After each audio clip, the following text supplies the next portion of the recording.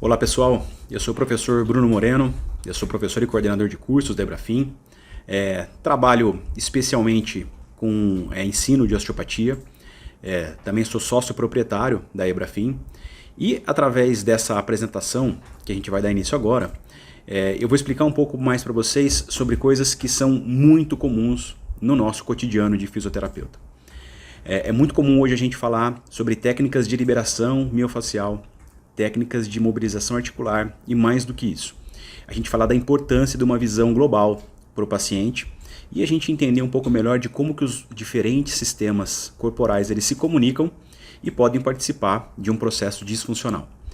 Se você quiser entender um pouco melhor como que esses conceitos eles se interligam, se você quiser entender um pouco melhor as bases fisiológicas, anatômicas e científicas que dão sustentação a essa forma de pensamento, essa forma de abordagem, e mais do que isso, entender como que é a prática de um atendimento de osteopatia integrando todos esses conceitos, não perca a oportunidade de assistir essa apresentação, porque a gente vai falar um pouquinho sobre tudo isso, tá legal?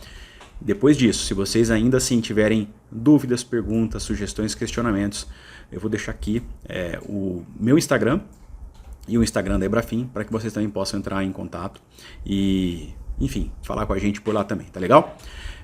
Espero que vocês aproveitem e fico aqui à disposição para qualquer tipo de esclarecimento futuro também. Obrigado, ótima apresentação aí, abraços a todos. Vamos lá. Quando eu falo assim, tecido conjuntivo, às vezes tem gente que tem até arrepio que fala assim, putz, tecido conjuntivo, primeiro ano de fisioterapia, meu Deus do céu. Isso era muito chato. Nossa, como eu odiava estudar histologia e tal. E às vezes, eu confesso para vocês que eu também achava chato, porque quando a gente está no começo da graduação, a gente ainda não conectou muito bem as coisas, a gente ainda não consegue entender muito bem o porquê daquilo para fazer parte de um todo. Mas, e aí, quando eu falo de estudar tecido conjuntivo ainda, acho que dá até um pouco mais de desespero, que a gente fala assim, nossa, eu aprendi que tecido conjuntivo é uma coisa muito complexa e existe uma diversidade, né, de tipos de tecido conjuntivo. Então, isso faz com que ainda fique mais complexo ainda a gente falar sobre isso. Então, eu já vou adiantar uma coisa para vocês aqui. A gente não vai estudar todos os tipos de tecido conjuntivo. A gente vai estudar uma parte deles ou um tipo de tecido muito mais específico. Então, assim, a gente tem tecido conjuntivo em geral, que a gente chama dele mais especializado, tecido ósseo, tecido cartilaginoso, né, o conjuntivo do tecido ósseo, o conjuntivo do cartilaginoso. E a gente tem o que a gente chama de propriamente dito. O propriamente dito, ele é dividido ainda em duas subcategorias, que é o fibroso, né, e o frouxo. Desculpa, o denso e o frouxo. Qual que é a diferença do tecido conjuntivo denso e do frouxo? O denso, ele está ali principalmente preenchendo, compondo tendões, ligamentos, né? Então, tecidos que precisam de um pouco mais de resistência. E o frouxo, que esse especificamente é o objeto da nossa discussão desse período da manhã de hoje. Por quê? Porque ele não tem uma característica histológica assim, muito particular, ele não tem uma necessidade, assim, ele não tem um tipo de formação tão complexa do ponto de vista químico, bioquímico, anatômico, histológico. Ele é um tecido simples. Então, por que ele é tão importante para a gente? Porque, apesar de ser simples, é um tecido que compõe aí é um tecido que compõe aí uma grande parte do que a gente chama de órgãos e tecidos em geral. Então, o tecido conjuntivo é um tecido de preenchimento, é um tecido de composição. Então, por que ele é importante para a gente? Inicialmente, risquei tudo aqui. Por que ele é importante para a gente? Inicialmente, porque ele está presente em praticamente todos os outros tecidos do nosso corpo. Então, ele tem relações anatômicas bastante complexas com todos os outros tecidos. Vou dar um exemplo para vocês. Quando a gente pensa no tecido conjuntivo frouxo e nessas relações anatômicas, a gente tem que lembrar assim, ó, o tecido conjuntivo frouxo ele já está presente desde o tecido subcutâneo. Então, ele tem uma conexão importante já desde a derme e a epiderme, até o que a gente tem embaixo do tecido subcutâneo, que é fáscia profunda, e aí a gente pensa na segmentação disso com todo o tecido muscular, a compartimentalização dos tecidos musculares, os tecidos faciais de maneira geral, as pleuras, os peritônios, os omentos. Então, a grande maior parte de formação de todas essas estruturas que eu estou falando para vocês, que praticamente divide o nosso corpo em compartimentos, ela é formada essencialmente por tecido conjuntivo fibroso. Então, a gente está falando, quando a gente fala de tecido conjuntivo fibroso, a gente está usando como base aí a fáscia, mas vai muito além disso, né? A fáscia muscular propriamente dita, mas todas as bainhas que recobrem os nossos órgãos, tecidos. Então, do ponto de vista anatômico, isso aqui ganha uma importância muito grande para a gente. Beleza? Então, vamos lá.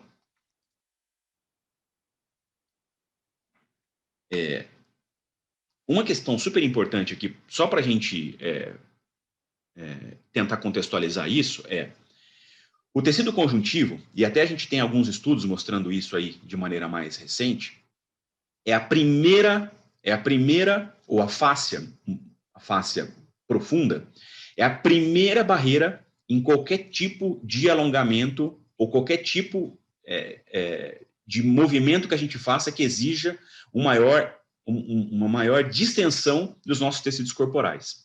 Então, a primeira barreira de distensão que a gente tem é a fáscia, que é formada principalmente por tecido conjuntivo. Então, por que eu estou falando isso?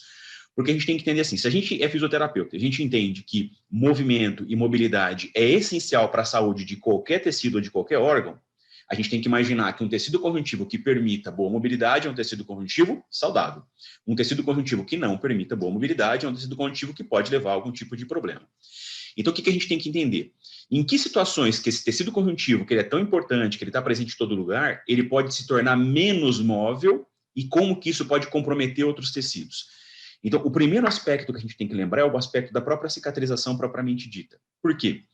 Porque apesar do tecido conjuntivo frouxo, ele ser um tecido de preenchimento que está presente ali em tudo, toda vez que a gente tem uma lesão tecidual em células específicas ou em tecidos mais específicos, por exemplo, na pele, no osso, na cartilagem, em órgãos em geral, toda vez que a gente tem lesão, mesmo em tecidos mais específicos, nem sempre a gente tem uma cicatrização, ou nunca a gente vai ter uma cicatrização de 100% de célula especializada novamente. Uma parte desse processo cicatricial sempre vai ser fibroso. Por exemplo, do jeito que eu estou mostrando aqui para vocês. Ó. Aqui eu tenho uma lesão, aqui eu tenho um processo de cicatrização com um início de proliferação cognitiva e depois eu tenho o processo cicatricial propriamente dito final. Então, o que a gente consegue perceber?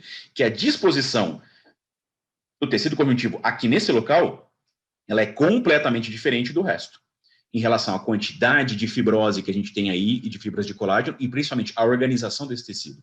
No final, o que isso quer dizer? Quer dizer que a gente tem, em qualquer processo de cicatrização, uma diminuição importante ou uma diferença importante da continuidade de tecido, e isso, gente, não é surpresa para ninguém. Isso interfere diretamente na capacidade de movimento dessa estrutura, tá? Então, ponto. Toda vez que eu tenho o final de qualquer tipo de processo de cicatrização, a gente vai ter uma alteração na capacidade de movimento nesse tecido que passou por esse processo. Então, o corpo precisa de uma nova adaptação em cima disso. E quando que a gente passa por processo de cicatrização? A gente fala assim, quando eu tomo uma pancada, quando eu tenho uma lesão. Não, pessoal. A gente tem processo de cicatrização e de recuperação de tecidos corporais cotidianamente. A gente tem, claro, que lesões macro, que são lesões mais importantes, de maior extensão, e que vão provocar maiores adaptações, mas a gente tem lesões micro o tempo todo que vão interferindo em vários processos aí do nosso corpo, dos nossos tecidos. Então, eu queria chamar a atenção de vocês de alguns pontos importantes aqui, principalmente para o próximo slide, que já é um artigo falando sobre isso. Toda vez que eu tenho uma lesão, a gente tem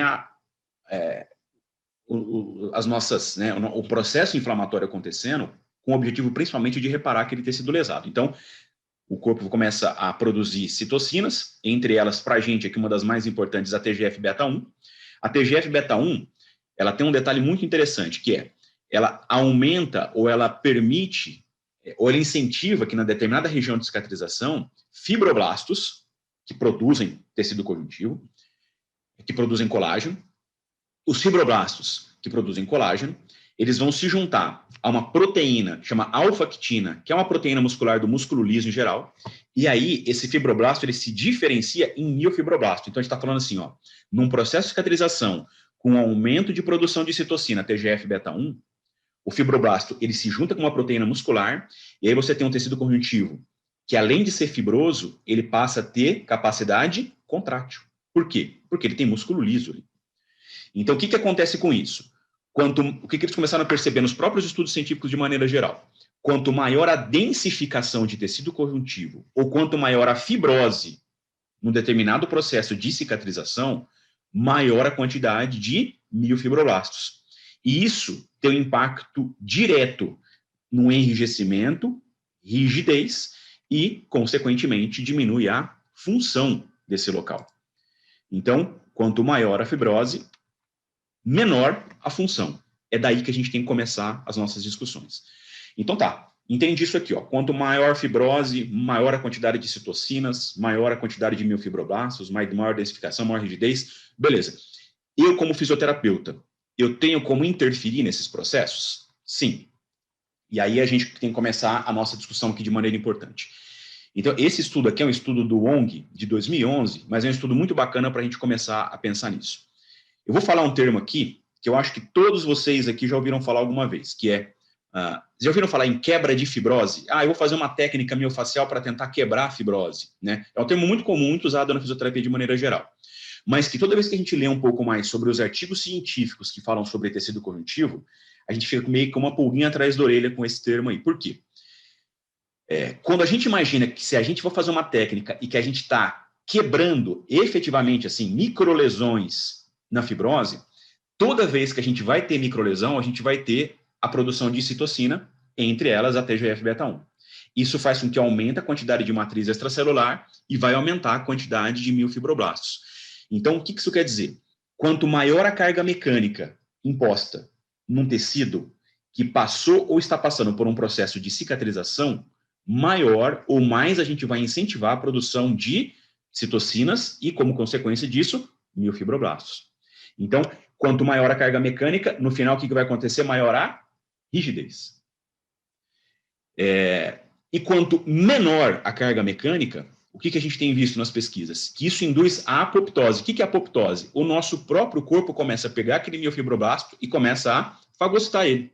Então, diminui a quantidade de miofibroblastos e, no final das contas, a gente tem um tecido com maior capacidade de elasticidade, de movimento e com maior mobilidade de maneira geral. Então, olha que interessante esses dois gráficos aqui de baixo. Ó. O primeiro é um processo de cicatrização normal. No início, ó, nos primeiros dias, né, de 0 a 5 dias, uma maior quantidade de células inflamatórias aqui. E com o passar dos dias, ó, o que foi acontecendo? Elas foram diminuindo. Então, as células inflamatórias elas foram diminuindo e o processo de cicatrização ele vai acontecendo normalmente. E quando a gente aumenta a força mecânica, olha que interessante aqui. Ó, o que aconteceu com as células inflamatórias? Elas estavam altas no começo, mas o que aconteceu com elas ao longo do tempo? Elas se mantiveram altas. Então, além de você ter um processo de cicatrização, que a gente fala que é um processo que vai provocar maior densificação final, a gente vai ter o quê também? Um maior tempo de cicatrização. Então, você tem um tempo de cicatrização maior e, como consequência disso, uma maior densificação, maior quantidade de miofibroblastos, menor mobilidade, maior rigidez, consequentemente, menor função. Então, entre as cargas mecânicas maiores e menores, o que a gente está discutindo a gente preferencialmente deve optar pelas menores.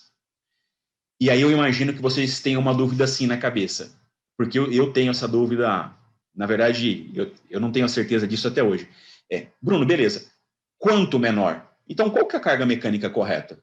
Não é tudo isso, não é, na verdade, a primeira coisa que passa na cabeça. Então, tá bom, me explica. Quanto que eu devo colocar de carga quando eu for fazer uma técnica com o paciente? Uma técnica de liberação miofascial, uma técnica manual. O quanto que eu tenho de pôr de carga no meu paciente? E essa é a pergunta que a ciência não responde. Nem hoje, e acredito que não vai responder nunca. Por quê? Porque a gente tem que lembrar assim, pessoal, a densificação conjuntiva individual, ela é igual? Quer dizer, o meu tecido conjuntivo é igual da Mariana, da Maria Luísa, da Thalita? Não, não é. A gente tem densificação conjuntiva diferente. Por quê? Porque ele obedece necessidades individuais de cada um de nós. Então, se a gente não tem uma densificação e uma distribuição conjuntiva igual, qual carga mecânica seria ideal para qualquer um de nós? O que a gente sabe hoje é que não existe um padrão para isso. e que um instrumento importante para aferir força necessária para trabalhar esses tecidos é as nossas mãos. Como assim? Esse é o nosso trabalho de fisioterapeuta. Não é repetir e replicar dados que estudos mostram só isso, porque senão a gente colocaria robô para fazer os nossos procedimentos. Uma das coisas mais importantes que a gente aprende com a nossa experiência, com a nossa profissão é, quando eu toco o tecido, eu percebo o quanto de resistência e rigidez ele me dá, e a partir disso eu tenho que tentar calibrar a minha mão para entender aonde que eu posso ir para esse tecido responder com liberação e menos densificação, e quando eu coloco uma força exagerada, quando a gente começa a perceber que o tecido ele começa a resistir à pressão que a minha mão está impondo a ele. Eu vou dar um exemplo prático para vocês sobre isso, que eu não sei se vocês já tiveram essa experiência. Mas toda vez que a gente fala assim, eu vou minha primeira experiência palpatória na minha vida, eu vou palpar um tecido. Então eu falo assim, então você vai palpar aqui o processo transverso de uma vértebra lombar. É muito comum a gente ver isso numa turma iniciante de formação de osteopatia. Então a pessoa fala assim, eu vou palpar um processo transverso.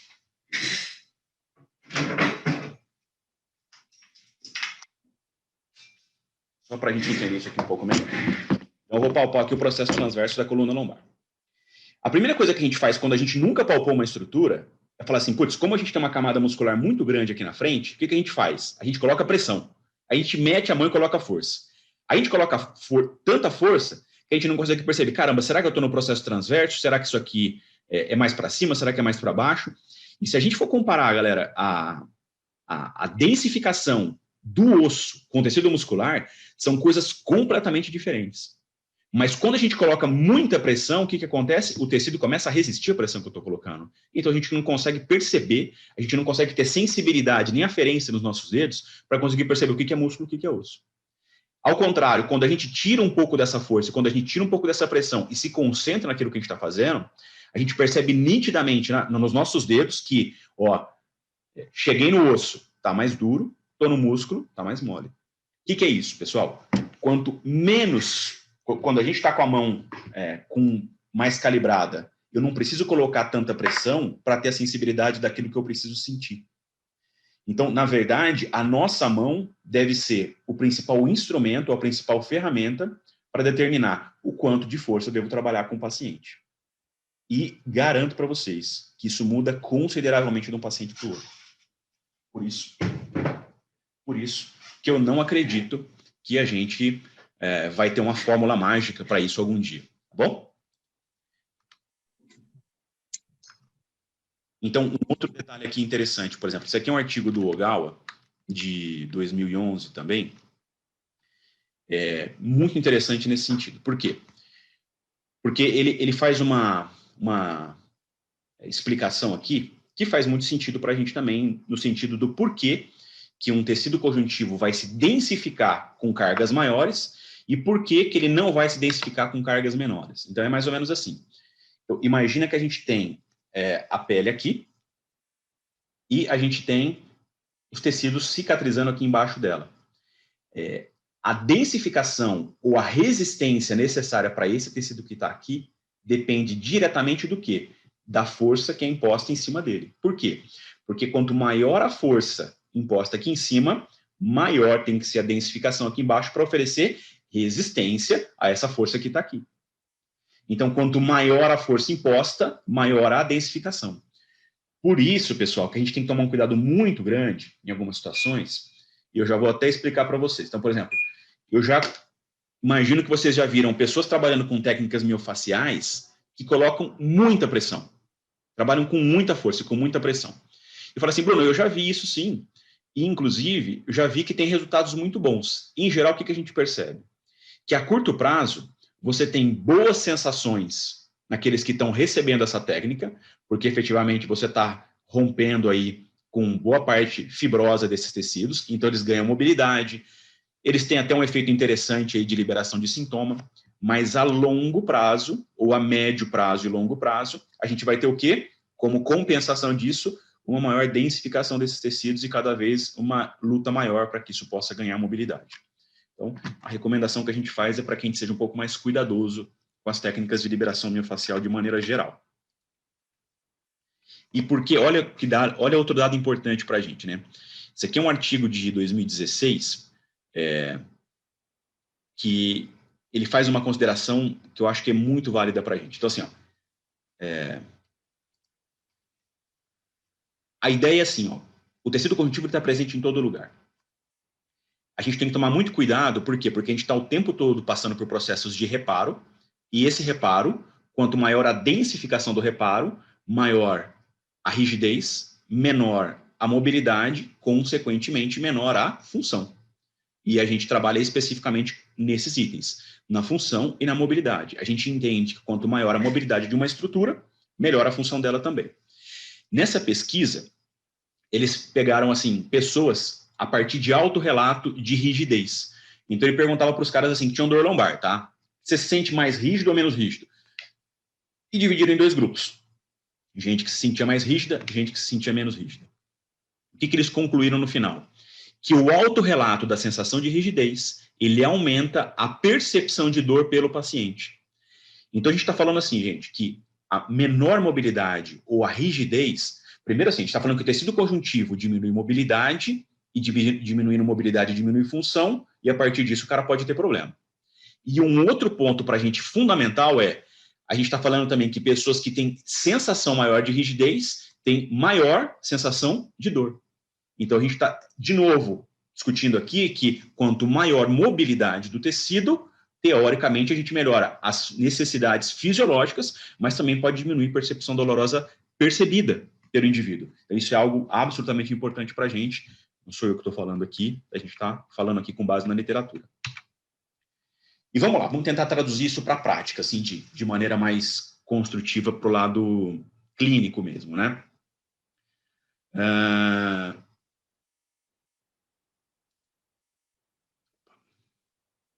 o lado clínico aqui de maneira geral.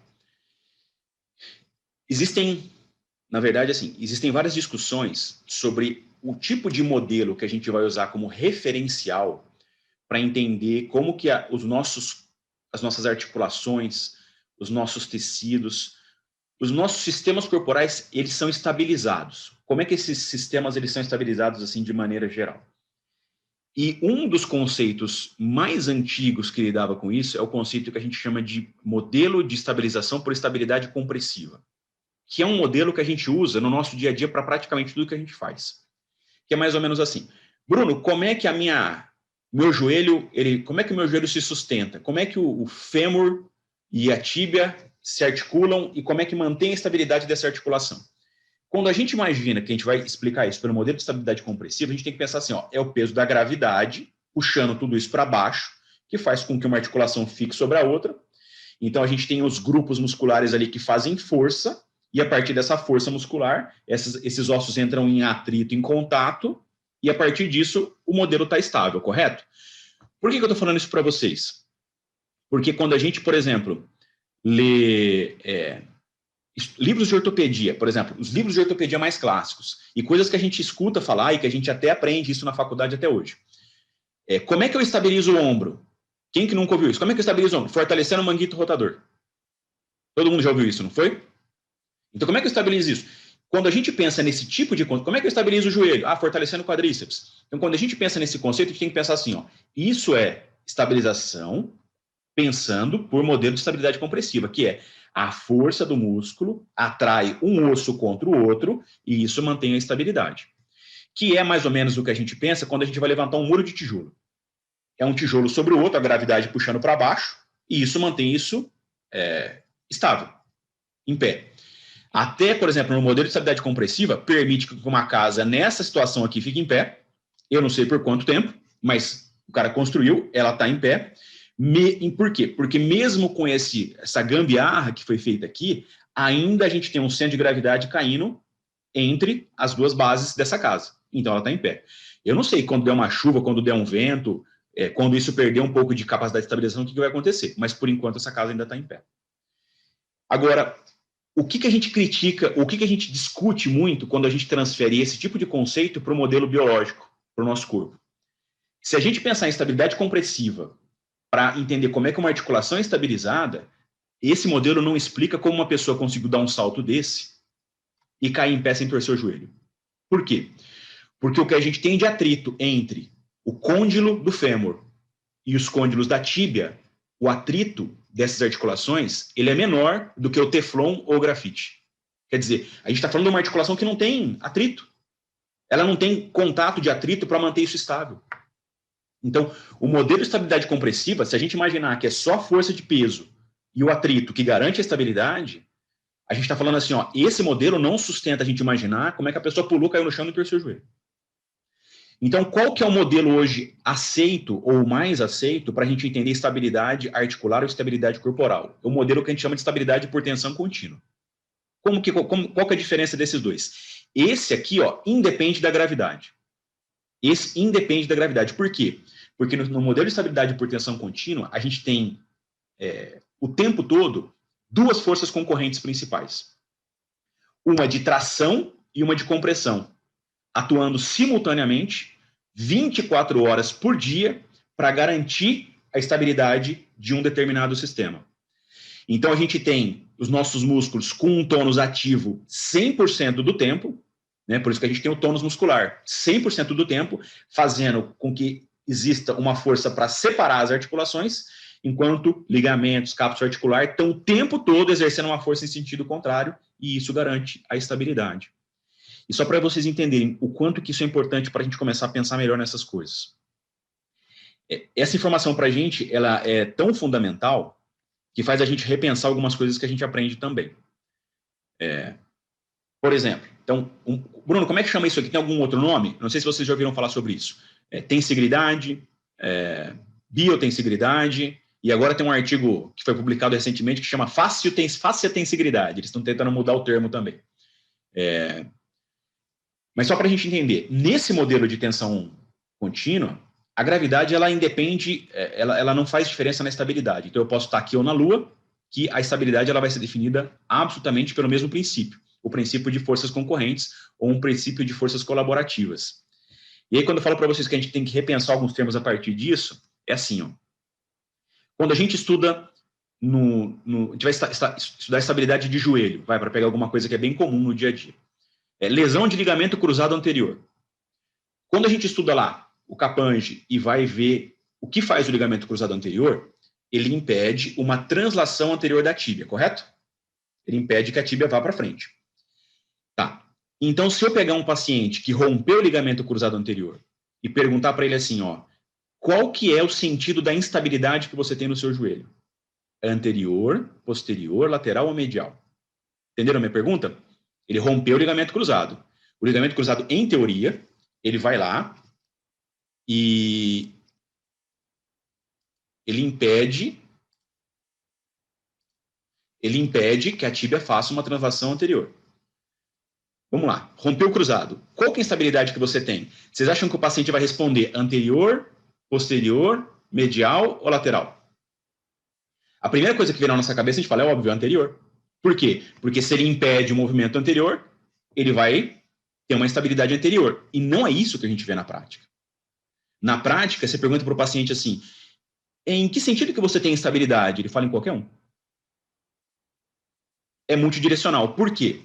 Porque quando a gente pensa num modelo de estabilidade por tensão contínua, todas essas forças, elas são absolutamente necessárias e interdependentes para garantir a estabilidade do todo. Então, quando uma força entra em colapso, todo o sistema entra em colapso. E isso a gente começa a usar esse tipo de informação para começar a entender princípio de integralidade.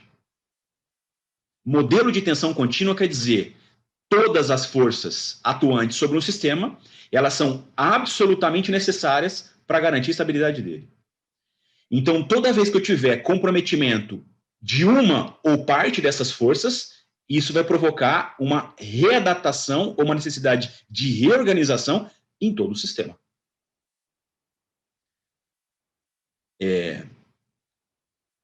Eu estou falando, pessoal, do princípio de organização dessas forças numa articulação, mas vocês sabem que praticamente, mesmo que eu não esteja falando da parte articular propriamente dita, mas quando eu falo, por exemplo, na estabilidade ou na organização, por exemplo, do nosso sistema digestivo, como que as nossas vísceras são estabilizadas no meio do nosso abdômen?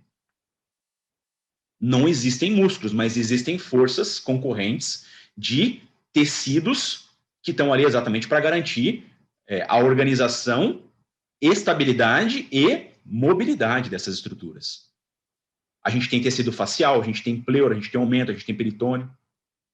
Então, a gente tem uma série de tecidos que estão ali, né, fazendo esse tipo de papel, que são, basicamente, aí, compostos por tecido conjuntivo frouxo. Então, toda vez que parte desses tecidos, ou que alguns deles tenham qualquer tipo de lesão, trauma, ou que alguma coisa interfira na capacidade de mobilidade deles, isso automaticamente vai ter que ter uma perturbação local.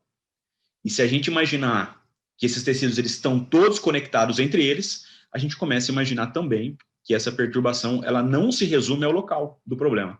Ela também pode se perpetuar à distância, e é mais ou menos isso que a gente vai discutir daqui para frente.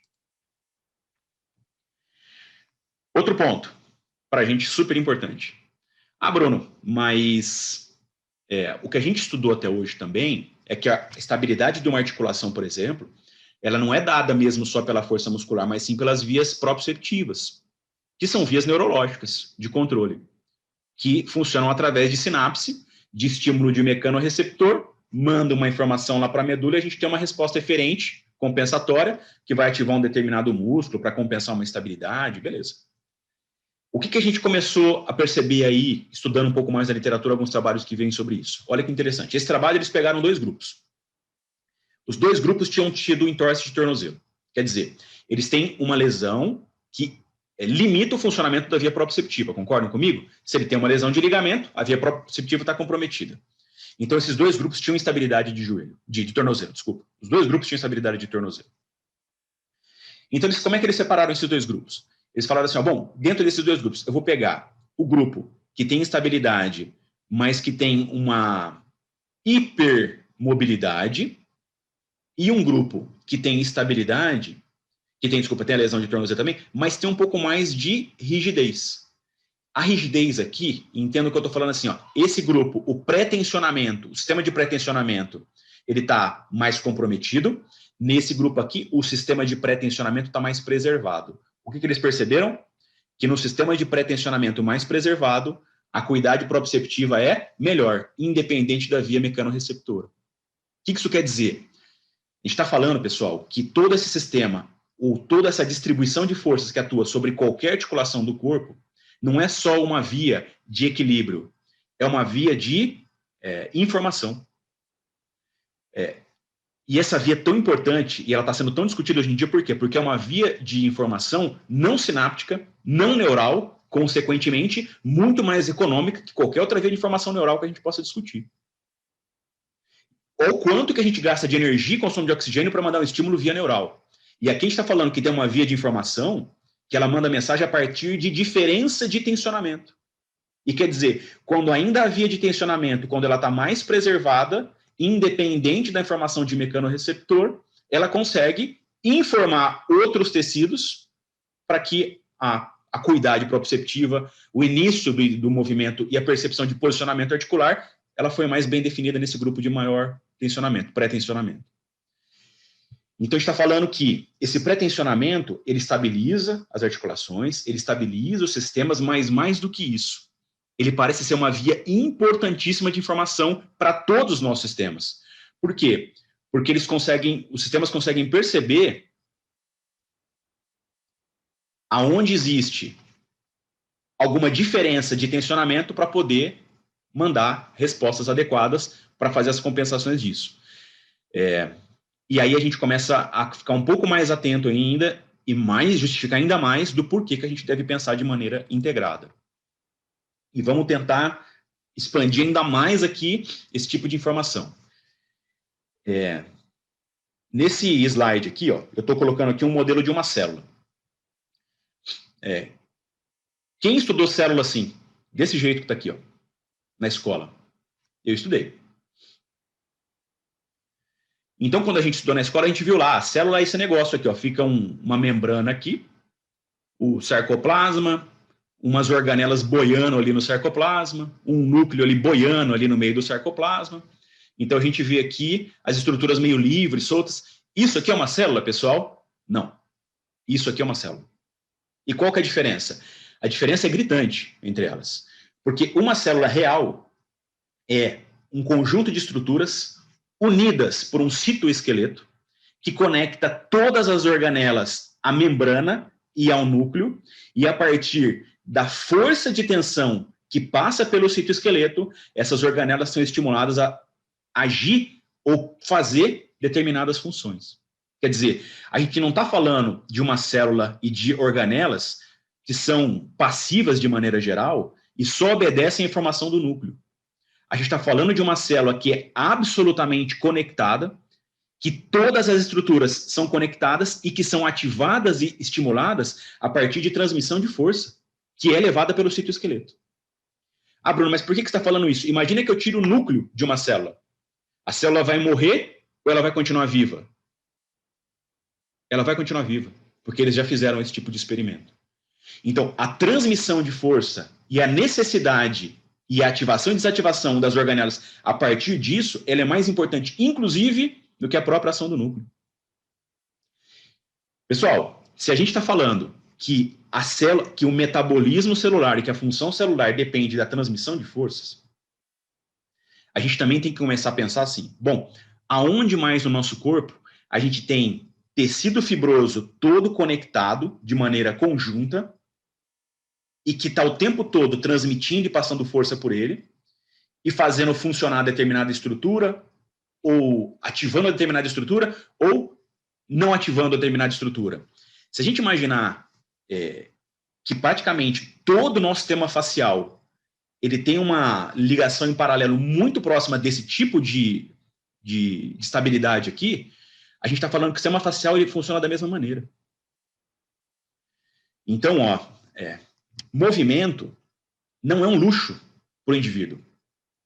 Fazer movimento e ter boa mobilidade de um tecido não é um luxo que eu poderia ou não ter. É uma necessidade fisiológica que garante o metabolismo celular, que garante todas as funções bioquímicas de cada célula, de cada tecido e de cada sistema corporal. Loucura isso, né? Vamos lá. Quem que aprendeu anatomia assim, ó? Eu aprendi. E eu não estou nem criticando quem ensina anatomia assim, porque eu já dei aula de anatomia desse jeito também. A gente vai lá e estuda sistema circulatório, sistema respiratório, digestório, nervoso, blá, blá, blá. Cada um separadinho, tal. O nosso corpo é assim? Não. O nosso corpo é isso aqui, ó. Uma estrutura integrada, conectada, pré-tensionada, e cada vez que eu tenho alteração no tensionamento em um nível, eu tenho repercussão local e à distância. Isso aqui, gente, não é algo abstrato. A gente não está falando... Porque às vezes a gente fica assim, falando assim, o cara tinha uma dor na cervical e o outro mexeu lá na torácica, na lombar, melhorou a dor cervical. Isso aí é meio... Não é. A gente não está falando de nada abstrato aqui. Isso aqui não é folclore, não é teoria.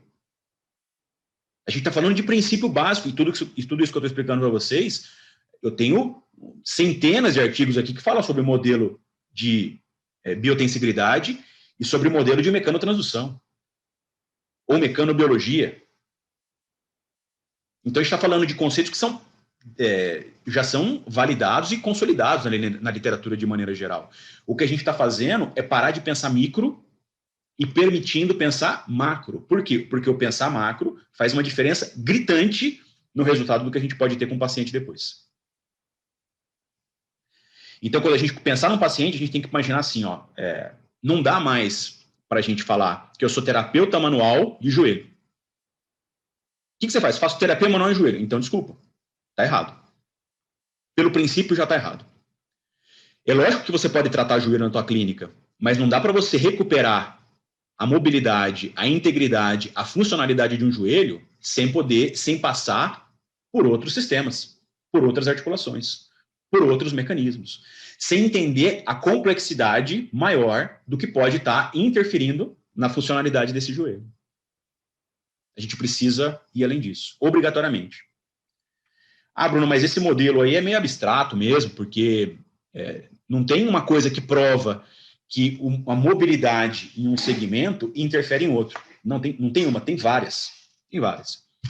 Esse é um estudo muito legal também, que é da galera daqui, né, de Minas Gerais, da Federal de Minas Gerais. Ó. O que eles fizeram? Eles pegaram um paciente, colocaram um dinamômetro isocinético aqui, ó, no tornozelo, e mediram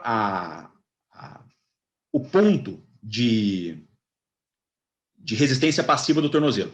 É o ponto onde o tornozelo fica mais neutro, que as forças se equilibram, que ele não tem nenhuma tendência a entrar em flexão plantar nem dorsiflexão. A gente sabe que o ponto neutro não é igual para todas as pessoas. Então, eles pegaram o ponto neutro de cada um, medindo pelo dinamômetro isocinético. O que eles perceberam? Aqui no primeiro momento, eles estão com o joelho e o quadril flexido em 90 graus, né? Dá para perceber aqui.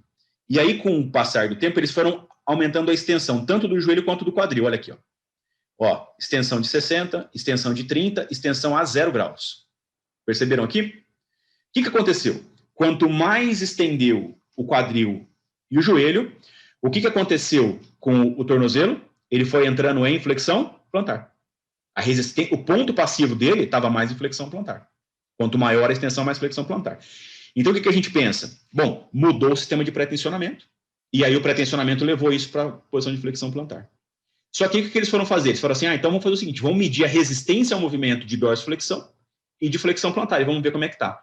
A gente imagina assim, bom, se ele entrou em flexão plantar, imediatamente eu penso assim, ó, ele vai estar mais resistente para dorsiflexão e menos resistente para flexão plantar. Concordam comigo? É mais ou menos isso que vem na nossa cabeça. E aí, olha aqui, ó, nesse gráfico. Em 0 graus, que é isso aqui, ó, o que aconteceu? Dorsiflexão aumentou a resistência. Esperado. Flexão plantar aumentou a resistência também. Quando você muda o modelo de pré-tensionamento, você não muda só no sentido contrário do movimento. Você muda todo o sentido do pré-tensionamento.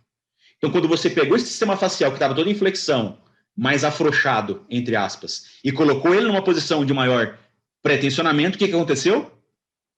A resistência ficou maior em todos os sentidos.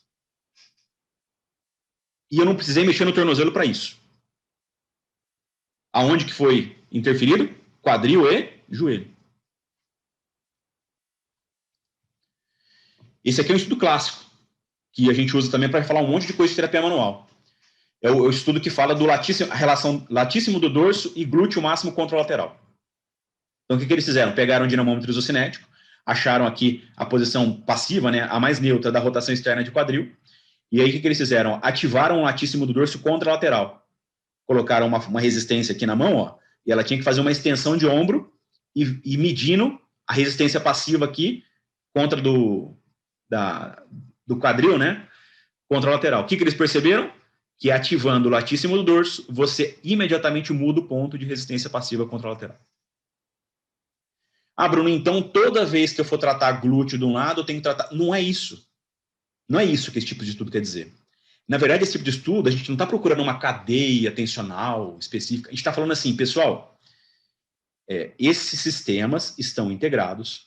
Esse sistema de pré-tensionamento, ele não é isolado e local.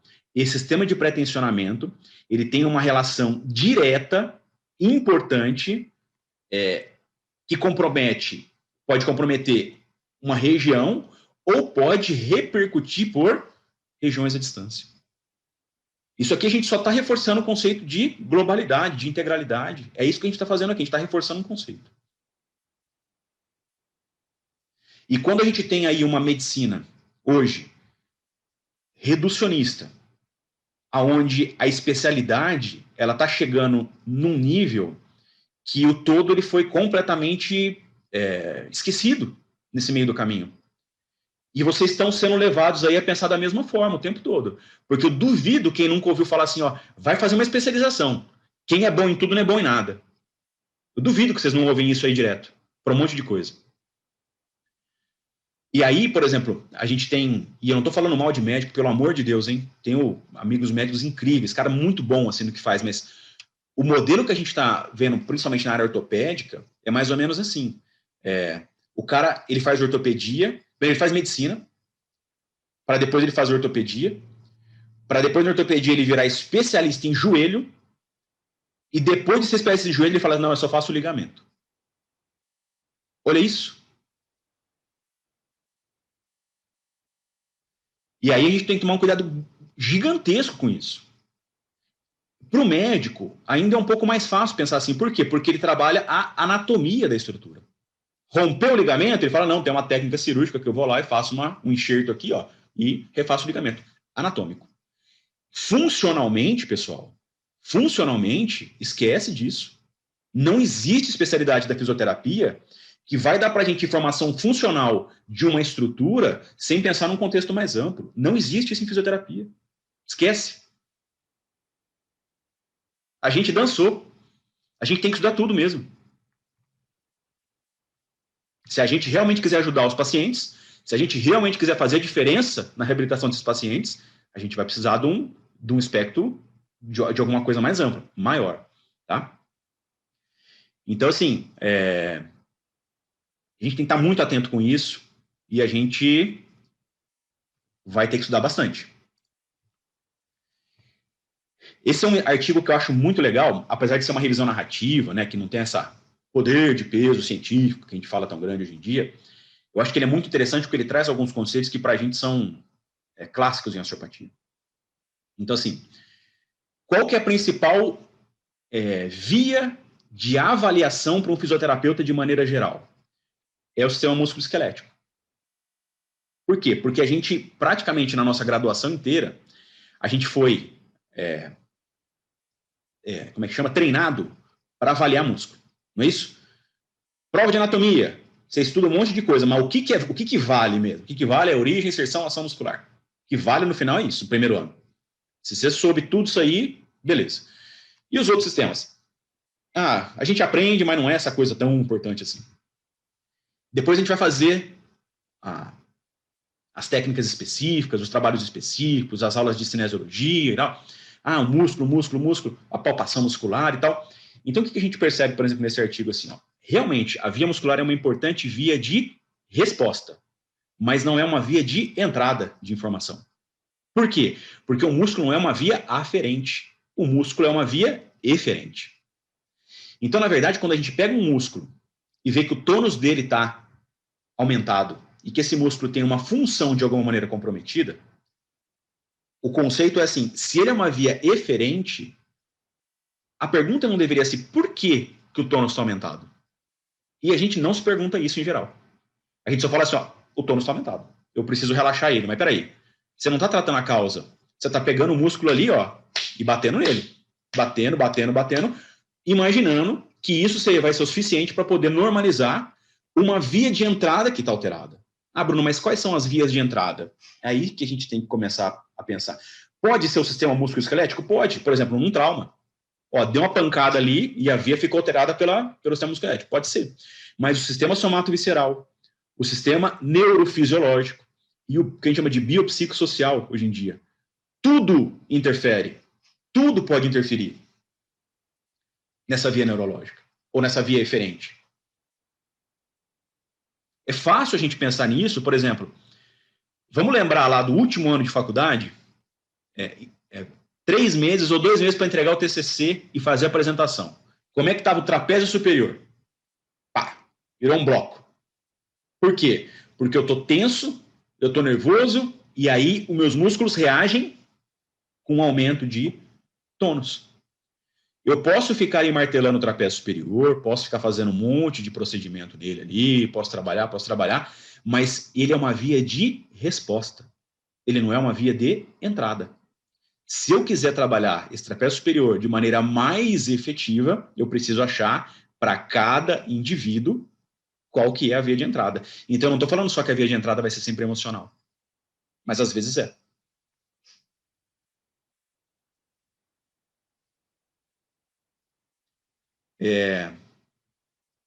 A gente cansa de pegar, por exemplo, um paciente que chegou para a gente, que tem uma trapezalgia, e que aqui a gente está em 43 na sala, eu tenho certeza que a gente tem pelo menos um nessa situação que eu vou falar agora. Pelo menos um.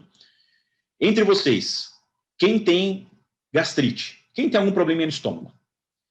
Eu duvido que entre aqui, os 43, não tem um que tem algum tipo de probleminha de estômago, de gastrite, e que também não sofra de trapesalgia à esquerda.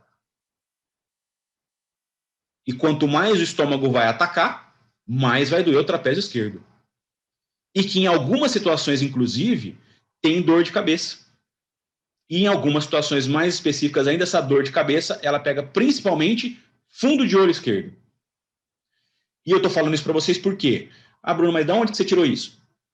O estômago, ele tem uma conexão direta com o diafragma. Ele se pendura no diafragma, ele é fixado no diafragma, chama ligamento gastrofrênico. E quando ele começa a entrar em tensão, ele tensiona o diafragma, que aumenta uma aferência pelo nervo frênico para C3, C4, C5, e o trapézio superior, ele é inervado pelo nervo acessório, que é o 11º par craniano, mais raízes de C3, C4. Então, você criou uma via aferente aqui, ó, que manda informação para C3, C4, C3, C4, C3, C4. Como consequência, vai ter uma descarga onde? Trapézio superior. E a dor de cabeça? A dor de cabeça é artéria vertebral, vasculariza todo o lobo posterior aqui do cérebro, disfunção cervical por causa da aferência, diminuição ou hipofunção vertebral da artéria vertebral, hipofunção vascular, lobo posterior repercute diretamente na visão. Em geral, essa dor de cabeça piora com a luz. Então, assim, modelos aqui, a gente pode falar um milhão deles aqui, mas a gente... Vocês entenderam como muda a via de raciocínio diagnóstico? Era assim, ó, dor no trapézio superior. Trabalha aqui. Dor no trapézio superior. Putz, o que está acontecendo com você? Me conta o que está acontecendo com você. Eu dei um exemplo, cara, a pessoa tem dor de estômago. Eu dei dois, na verdade. Um tem dor de estômago, o outro tem o TCC para entregar. Mas eu poderia dar aqui 1 milhão. E, na verdade, o que a gente tem que fazer não é decorar os exemplos. O que a gente precisa entender é como que a gente avalia para poder agir sobre esse sistema. Esse é o ponto fundamental.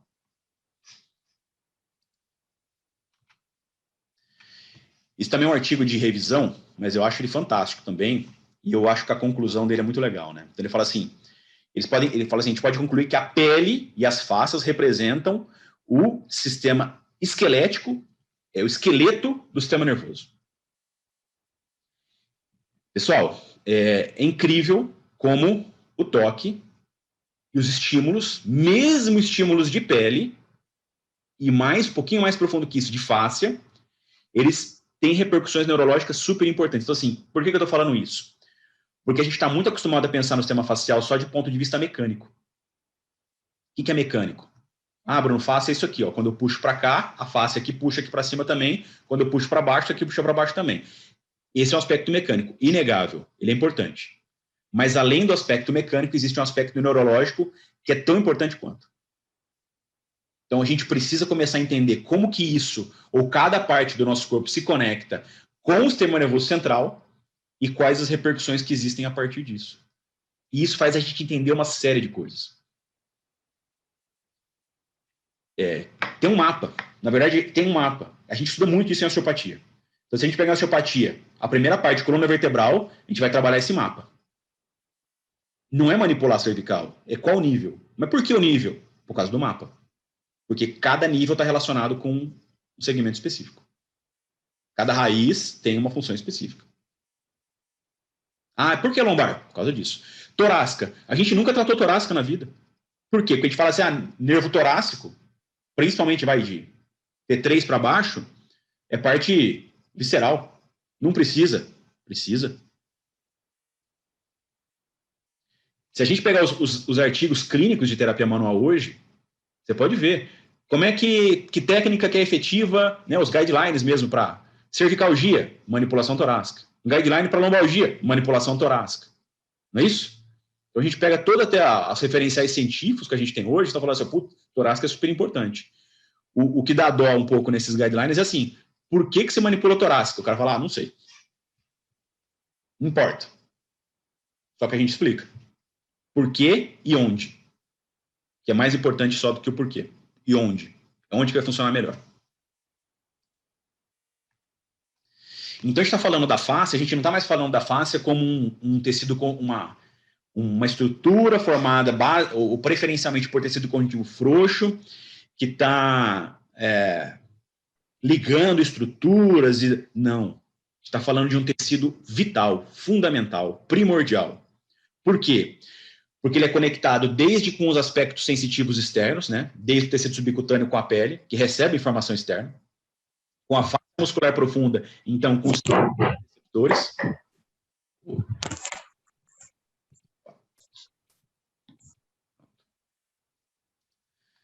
Com a face profunda, então com o sistema de mecanorreceptores. A gente está falando que a fáscia, e nesse tecido conjuntivo a gente também tem, além dos fibroblastos, miofibroblastos, que são células conectadas com a proteína alfa-actina do músculo liso, que também tem capacidade de contrátil, então também tem função motora.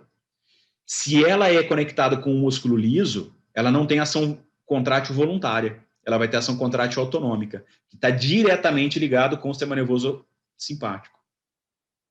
E a gente também está falando principalmente da fáscia visceral, que a gente tem estudos aí que mostram isso, que tem uma quantidade de interoceptores que estão ligados direto com o nosso sistema límbico e que reagem direto ao sistema emocional.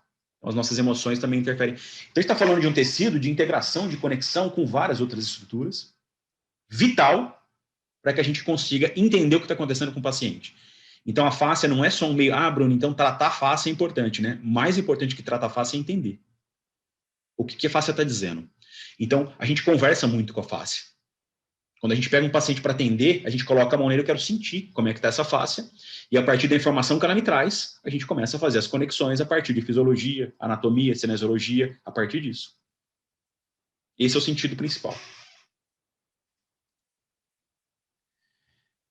Isso aqui são 2 trabalhos que a gente fez, né? O que vocês acham? Uma cicatriz. Vocês acham que pode interferir? Uma cicatriz mesmo, cirúrgica. O cara fez uma cicatriz. Vocês acham que pode interferir em algum sistema, na mobilidade? Será que essa interferência vai ser local ou ela pode ser à distância? Gente, vocês não têm ideia de quanto que isso interfere local e à distância. É um absurdo. O estrago que uma cicatriz cirúrgica pode fazer. Aí, Bruno, você é contra a cirurgia? Não, não é isso. A gente sabe que tem cirurgia necessária, em muitas situações é necessária.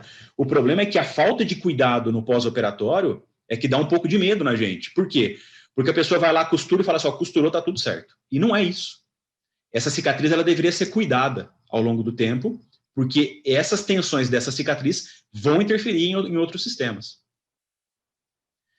Então, por exemplo, a gente tem aqui os trabalhos que a gente fez, foi pegando só cicatriz de cesariana. Só cicatriz cesariana.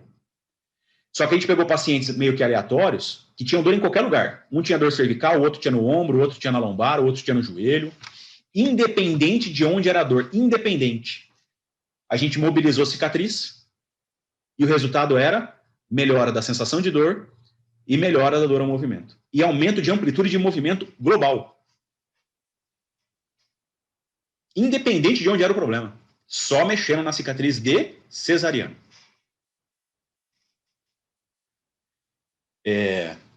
Vocês sabem que uma vez eu estava atendendo uma paciente que tinha feito uma mastectomia radical. Então ela estava com o ombro, depois de 2 meses, fez uma capsulite adesiva. Ombro congelado. E o ombro dela não mexia, ficou ali em torno de 30, 35, 30 a 40 graus. E o ombro congelado. E a hora que ela chegou no consultório, ela contou da cirurgia, né? Eu falei, eu preciso ver a tua cicatriz. E eu fiz um teste de inibição de cicatriz. Peguei a cicatriz, fiz uma inibição dela, falei, agora levanta o braço. Eu nem relei no braço dela. Levanta o braço. Ela levantou o braço, 90, 95, 100 graus, alguma coisa assim. Então, assim, com um teste de cicatriz, ela ganhou 45, 50 graus de abdução do ombro. Uma médica. E aí ela falou, nossa, não é possível isso aqui. O que tem a ver? O que tem a ver minha cicatriz aqui com isso e tal? Eu expliquei para ela, mostrei um pouco dessas relações, enfim.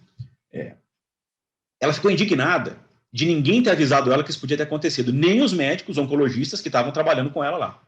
Eu falei, qual que é a especialidade da senhora? Ela falou assim, eu sou obstetra. Eu falei, então...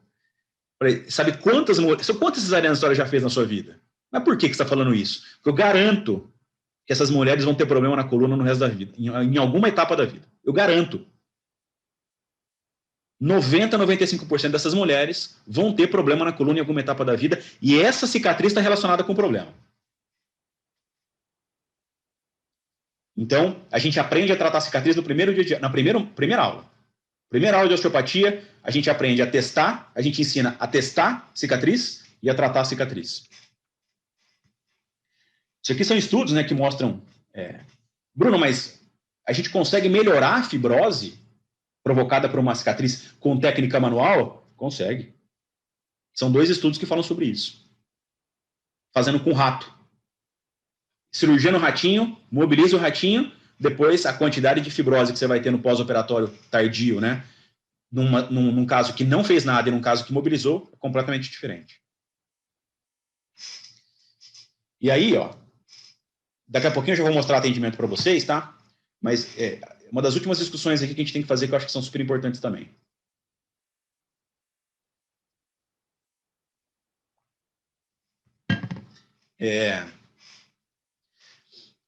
Diagnóstico.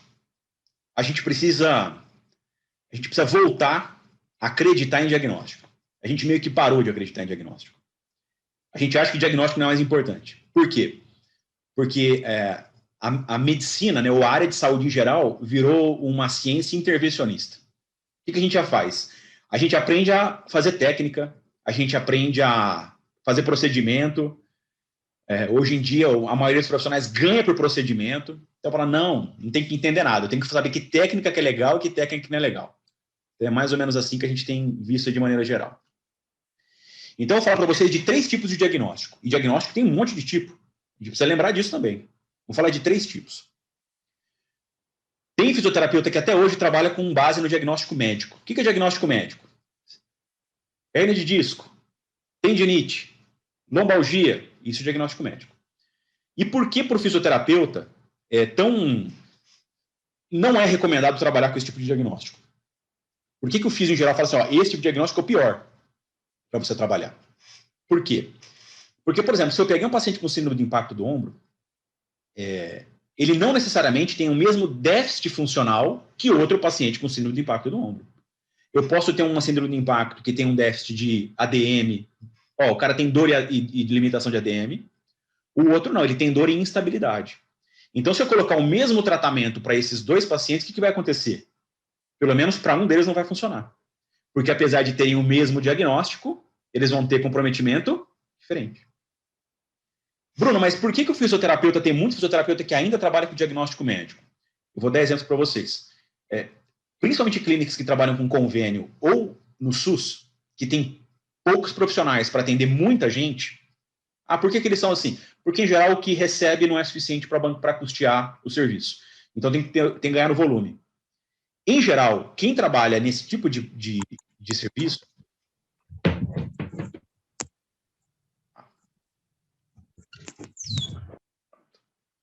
Em geral, quem trabalha nesse tipo de serviço usa o diagnóstico médico porque não dá tempo de avaliar. Ele recebe o paciente, tem o diagnóstico, ele manda um protocolo em cima e seja o que Deus quiser. Então, o que a gente percebe? O índice de resolutividade, em geral, nesses serviços ele é muito menor. O paciente ele fica ali rodando. Fica ali, tempo maior, girando em cima disso. A fisioterapia evoluiu muito. Eu posso dizer para vocês porque eu estudei há 21 anos atrás. Eu comecei a fazer fisioterapia em 1997. Vocês não têm ideia do que a fisioterapia cresceu e evoluiu. É muita coisa. Então, assim, quando eu fiz faculdade, a gente ainda usava muito diagnóstico médico para fazer protocolo. E hoje, o que eles fizeram? Hoje, o que a gente mais vê as pessoas fazerem é fazer subgrupo. Pegar um diagnóstico médico, por exemplo, síndrome de impacto do ombro, aí ele já subclassifica. Síndrome de impacto com diminuição de dor e diminuição da ADM, dor e instabilidade, dor e fraqueza. Você já sabe mais ou menos aí qual que é o subgrupo, ou já tem um subgrupos que divide. E aí, a partir disso, o que a gente faz? Usa procedimento mais direcionado para alteração funcional que cada paciente pode ter. Deu para entender isso? É muito mais lógico, faz muito mais sentido, teoricamente é muito mais razoável. Ainda, isso aqui é osteopatia? Não. Bem diferente. Por quê? Porque na osteopatia, a gente ainda tenta ir um pouco mais fundo. Por quê? A osteopatia, na verdade, não é uma técnica, é um sistema de diagnóstico.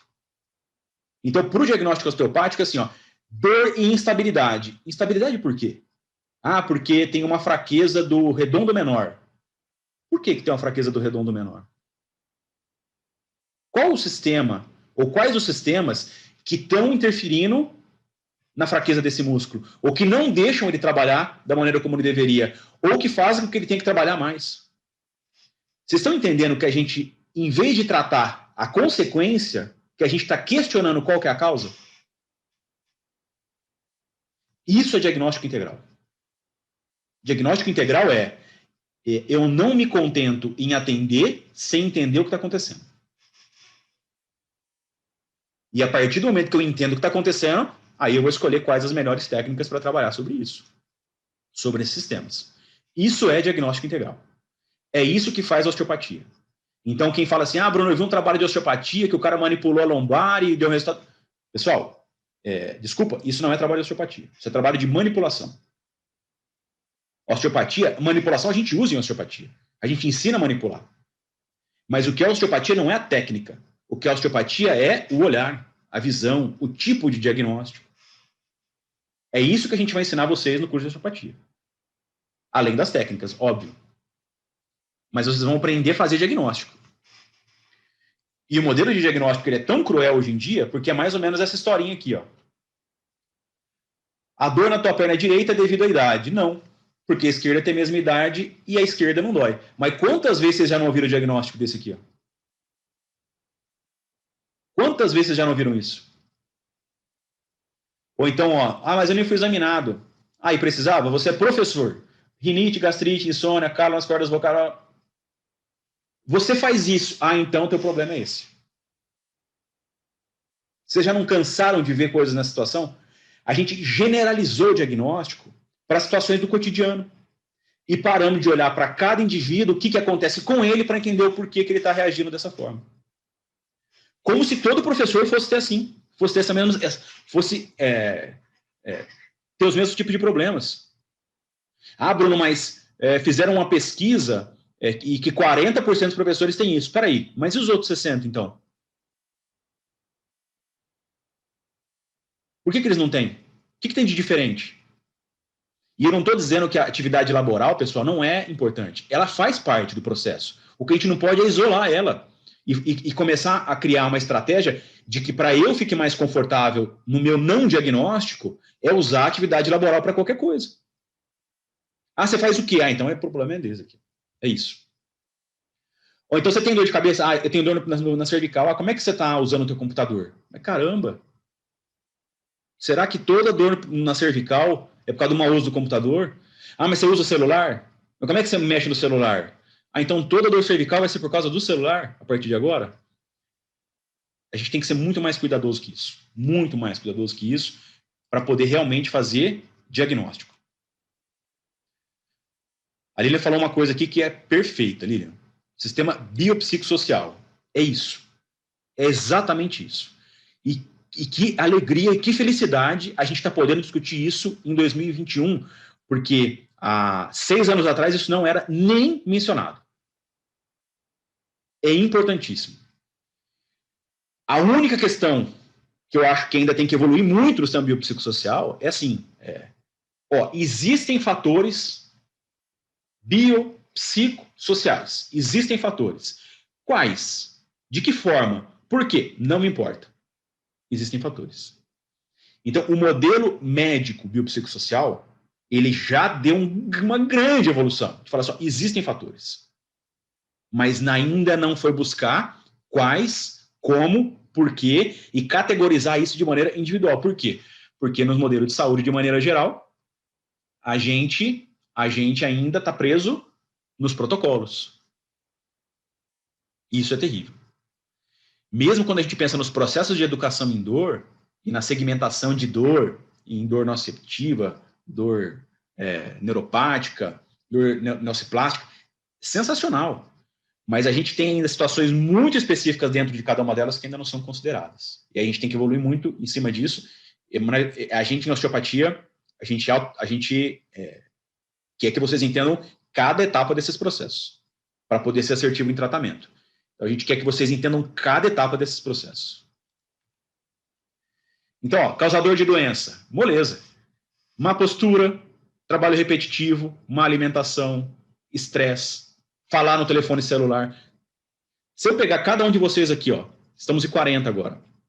Se eu pegar dos 40, se eu falar assim, ó, quem vocês faz alguma coisa, ou que vocês têm algum tipo de identificação com alguma coisa que eu mostrei. Trabalho repetitivo, uma postura, uma alimentação, estresse. Óbvio, vocês têm. Se não tiver tudo isso aqui, tem metade.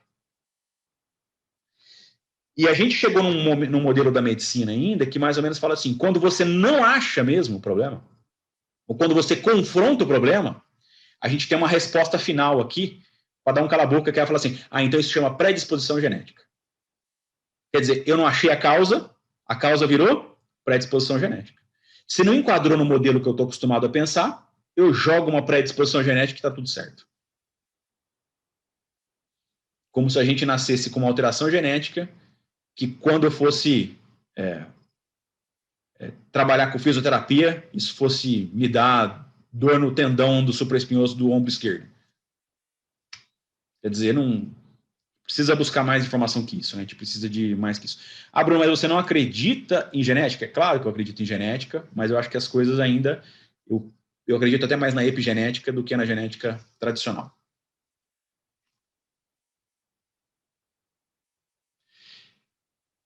Tadeu fez uma colocação muito legal também, né? Que é o modelo da CIF, né? O Código Internacional de Funcionalidade, né? Tem muita gente que está usando a CIF para criar protocolo. E é exatamente esse o problema também. Você tem um déficit funcional, né? É óbvio que a gente precisa olhar para a função que foi perdida e criar estratégia para recuperar a função. Mas enquanto a gente não souber a causa, a gente ainda está limitado. A gente ainda vai ter limitação no que a gente vai escolher para tratar. O Vinícius fez uma pergunta aqui, ó.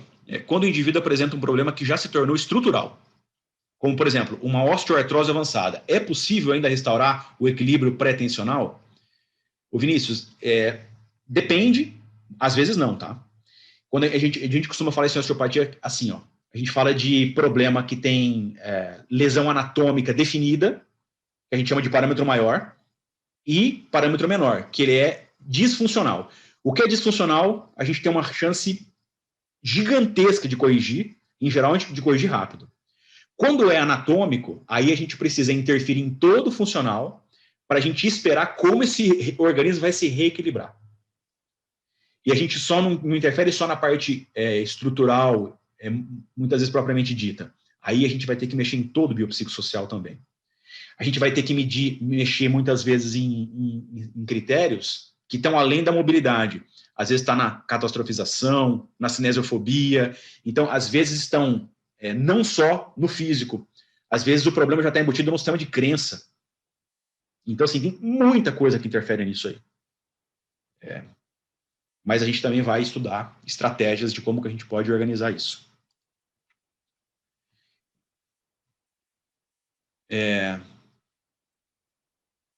Então, por exemplo, o que é um modelo clássico de diagnóstico em saúde? O modelo clássico é a gente pegar essa... Olhei para essa imagem aqui, ó. Qual que é a causa da dor lombar desse paciente?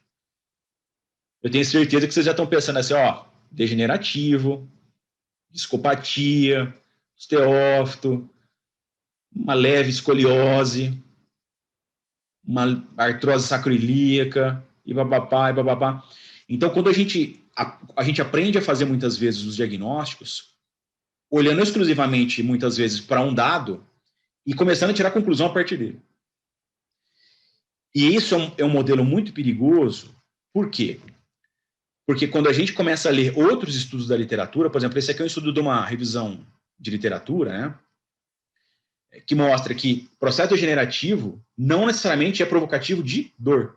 Eu não estou dizendo que o processo degenerativo não possa provocar dor.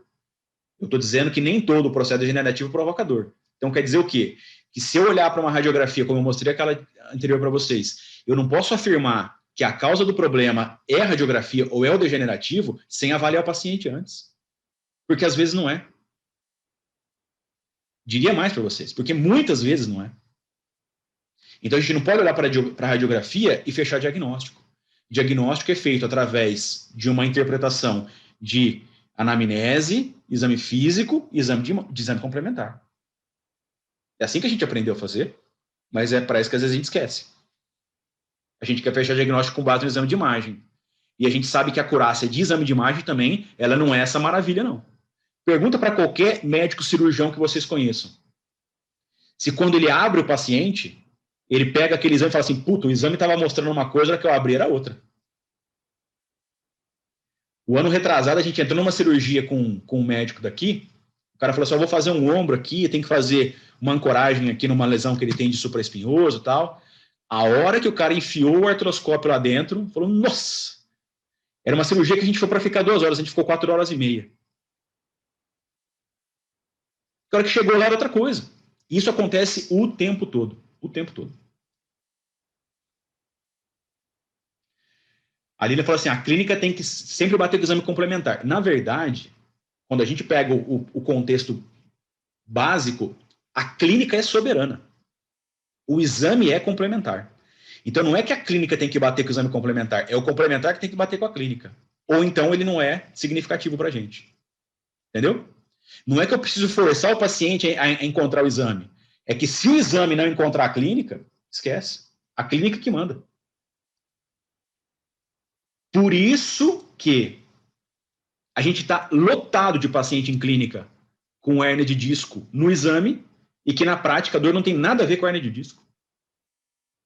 Um monte de paciente assim. E se a gente ficar tratando isso como hérnia de disco, a chance de resolver é pequena. Eu já vou mostrar para vocês um atendimento, mas esse aqui é um artigo também que eu acho que é muito legal. É uma história que eu tenho certeza que vocês já ouviram também. Alguém que falou assim, ó, fui no médico, ele falou assim para mim, você tem 30 anos, mas tua coluna parece que tem 60. Um exame. Já não viram essa história? O que esses caras fizeram? Eles fizeram um acompanhamento de 10 anos, com ressonância magnética, que é o que a gente tem de melhor hoje de exame de imagem. 10 anos. O que eles perceberam? Que um exame de ressonância magnética hoje não é capaz de dar um bom prognóstico para daqui a 10 anos. Nem de piora e nem de melhora de um determinado quadro. O que isso quer dizer? Que ninguém pode pegar um exame de imagem hoje e falar assim, ó, se você não parar de caminhar, daqui 5 anos está numa cadeira de roda. Ninguém pode falar isso. Porque a gente não tem dado de confiabilidade na literatura para fazer esse tipo de afirmação. Deu para entender? Então, assim, a gente tem que tomar muito cuidado no sentido do que a gente faz de protocolar, né, as informações, exames, etc. Beleza.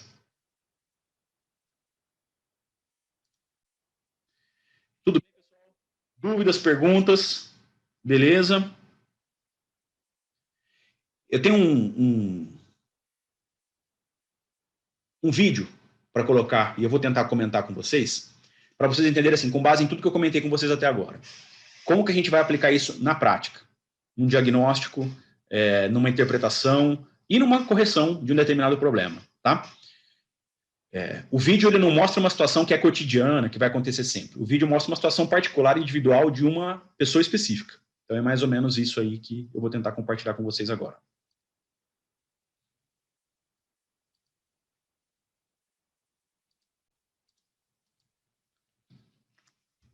Vocês já estão vendo minha tela aí, né? Só dá um joinha para mim. Eu vou soltar o áudio aqui, e às vezes esse áudio é que me dá algum problema. Então, se vocês começarem a achar que o áudio está ruim, me avisa. Ruim ele vai estar, porque eu estou falando de máscara, né?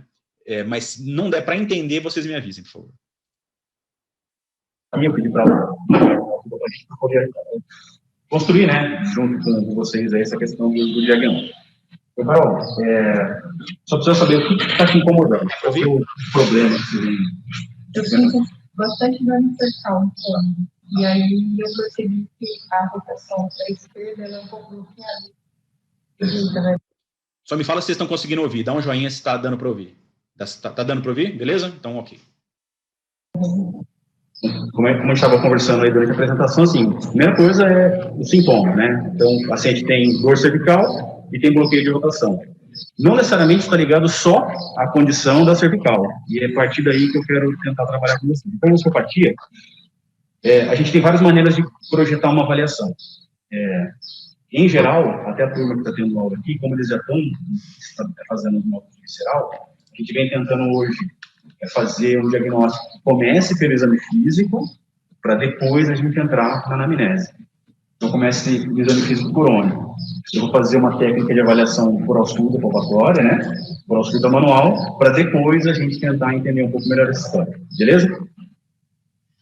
Por favor. O que é isso que eu vou fazer, pessoal? Eu vou, com as minhas mãos, eu vou fazer um contato no sistema, no ponto mais alto do sistema suspensório facial, e com a minha mão eu vou tentar sentir, de acordo com o equilíbrio dessas tensões faciais, aonde tem um ponto de restrição mais importante. Então, para isso, eu só preciso que o paciente fique em pé, parado, olhando para frente, e eu vou fazer uma avaliação.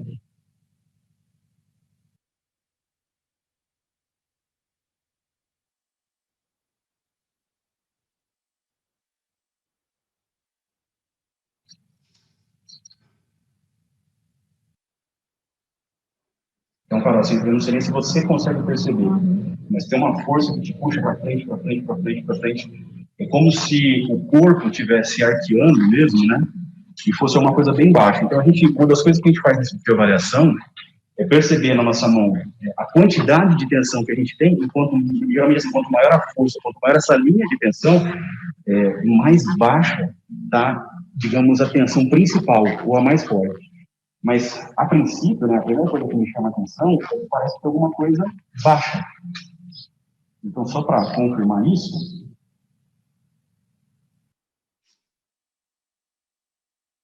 eu sinto que tem alguma coisa baixa, e se eu fizer uma técnica de inibição, ó, eu não estou fazendo força nenhuma, eu estou tocando.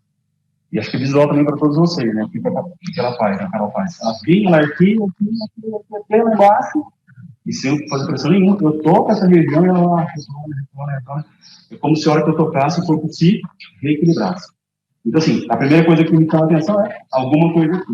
O quê? Eu ainda não sei, porque eu só vou saber se eu fizer uma técnica de ausculta mais específica, que a gente chama de ausculta local. Então, como me chama a atenção alguma coisa aqui mais na pele, eu venho aqui na região da síntese pública, tá? E vou fazer um outro teste de avaliação mais específico. Então, o que eu percebo? É como se a minha mão estivesse sendo dragada aqui para dentro. Eu consigo perceber mais profundidade e um pouquinho de rotação para o lado direito da cara, mas pouquinha coisa. O que é isso? Quando a gente vai fazer esse tipo de avaliação, a gente vai pensar em estruturas que estão compondo essa região. Então, a primeira é a síntese pública, a segunda é a bexiga, a terceira o útero, a quarta o reto do intestino e a quinta o osso sacro. Então, a gente tem que tentar avaliar o quanto minha mão é puxada para dentro para tentar definir qual é a estrutura possível, provável aí em disfunção. Então, por exemplo, se eu tivesse uma mão aqui que entrasse 5, 10%, eu ia pensar em alguma questão estrutural. Se ela fosse uns 30%, 30, 35% no máximo, chica. Depois disso, até uns 50%, 60%, útero. Depois até uns 70%, correto. E depois, mais que isso, a gente pensaria no saco. Tá mais ou menos como se tem. Então, o que eu percebo aqui? A minha impressão é que é uma coisa realmente com profundidade que vai até metade. Né? Então, me chama a atenção, possivelmente, uma disfunção mais forte de útero. E é interessante que ele estava exatamente discutindo diagnóstico com eles, explicando que o diagnóstico nem sempre tem relação com onde o sintoma está se manifestando.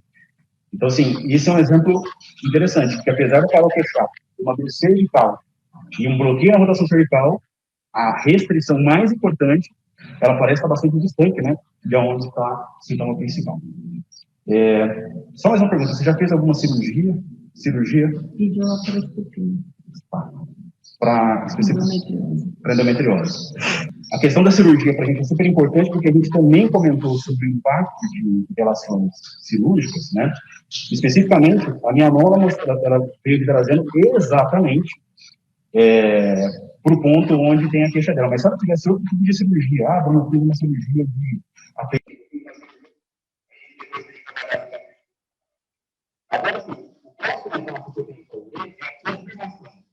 isso aqui tem alguma coisa a ver com o sintoma que ela está me questionando. Clinicamente, parece que tem. Clinicamente, não, pelo menos com o exame clínico, nem a anamnese, parece que tem.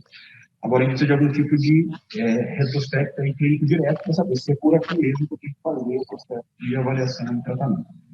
Então, Pessoal, só para fazer um paralelo, né? Se vocês entenderam, ela tem dor cervical e quando eu fiz a avaliação dela, eu falei assim, essa tensão maior, a tensão mais forte que ela tem no corpo dela não está na cervical, apesar do sintoma estar aqui.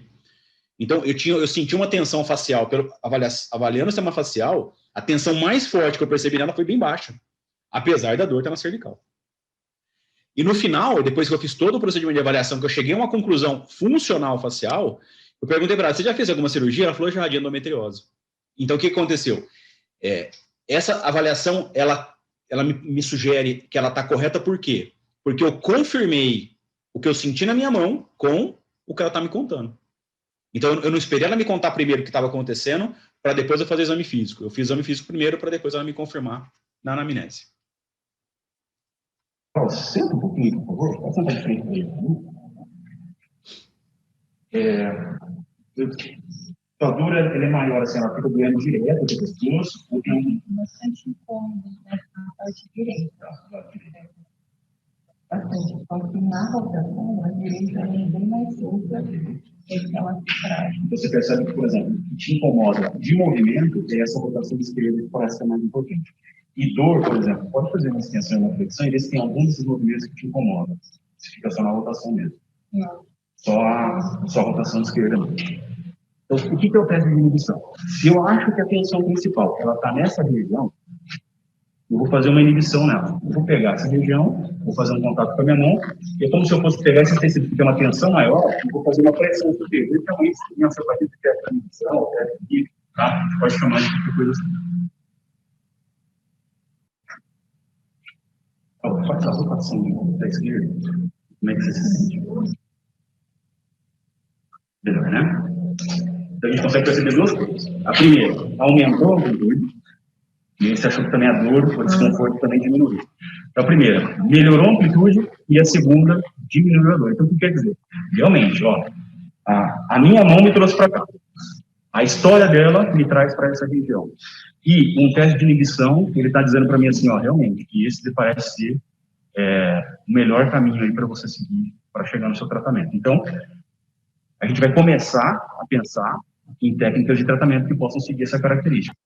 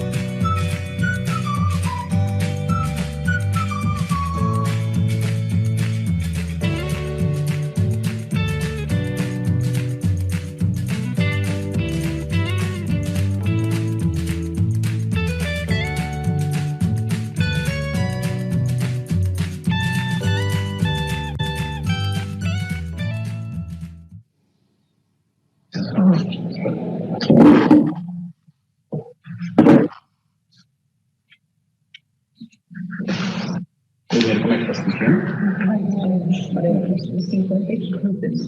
Dá uma mexida de volta para você.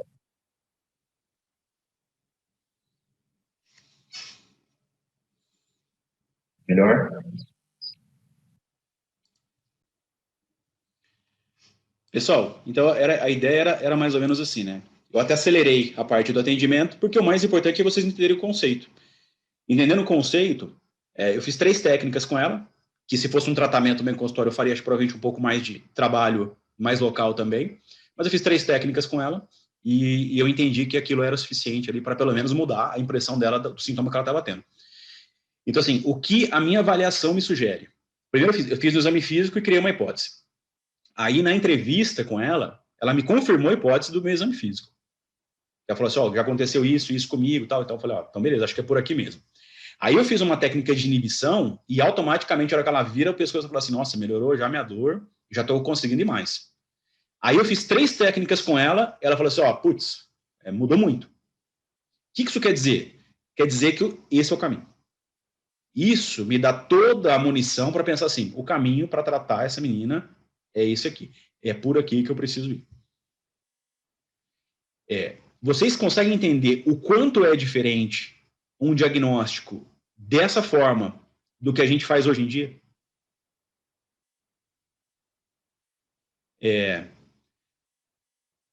se eu consigo fazer um diagnóstico mais profundo e mais... a gente está falando de dor cervical e eu fui trabalhar com ela lá na pelve. E eu não estou dizendo que todo paciente vai ser assim. Mas no caso dela especificamente, olha a distância de uma coisa com a outra. E eu imagino que vocês devam estar curiosos também para entender o como que um problema na pelve vai doer o pescoço, correto? Porque não faz muito sentido, né, com o que a gente está acostumado a ver, em geral, né? Então, vamos lá. O que ela tem? Dor cervical. O que eu percebi? Eu percebi uma disfunção na região de útero. Foi isso.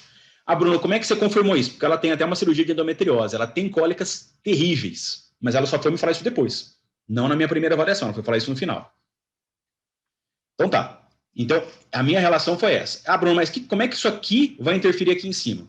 O útero, ele está ligado no sacro por ligamentos que a gente chama de ligamentos útero-sacrais e pela fáscia, que a gente chama de fáscia sacro-reto-gênito-vésico-púbica, que é uma fáscia que pega transversalmente toda a pelve. Então, toda vez que eu tenho uma disfunção de útero, eu vou ter obrigatoriamente uma fixação de sacro, uma disfunção sacral. O sacro, ele está diretamente conectado com o occipital pela dura mater, e eles trabalham em conjunto. Sacro e occipital trabalham em conjunto. Quando o sacro torce para um lado, o occipital torce para o mesmo lado. Quando o sacro torce para o outro, o occipital torce para o mesmo lado, pela tensão dura mater. Então, quando ela fez uma disfunção de sacro, ela fez automaticamente uma compensação disso aqui no occipital. E se a gente lembrar que entre o occipital e o temporal, os dois ossos, né, o occipital e o temporal, forma um forame, chama forame jugular. Está aqui, ó. Do forame jugular saem a veia jugular interna, o nervo vago, o glossofaríngeo e o acessório. Mas o mais importante para a gente aqui é o acessório. Por quê? Porque o acessório é quem inerva o músculo trapézio superior. Aonde que ela falou que ela tinha dor? Trapézio superior. Deu para entender que agora eu estou fazendo uma conexão anatômica. Ó, essa estrutura relacionada com essa articulação, isso repercute pelas tensões por determinado sistema, e a partir disso, uma interferência, uma mecânica aqui, e depois uma neural. Então, o que eu trabalhei com ela? Eu trabalhei 3 coisas. Eu trabalhei uma técnica específica no útero, uma visceral de útero. Depois eu fiz uma manipulação de cervical alta. Por quê? Porque o nervo acessório, ele sai pelo forame jugular, mas ele conecta direto com C1, C2, C3, C4. Ele faz anastomose direto com todo o plexo cervical.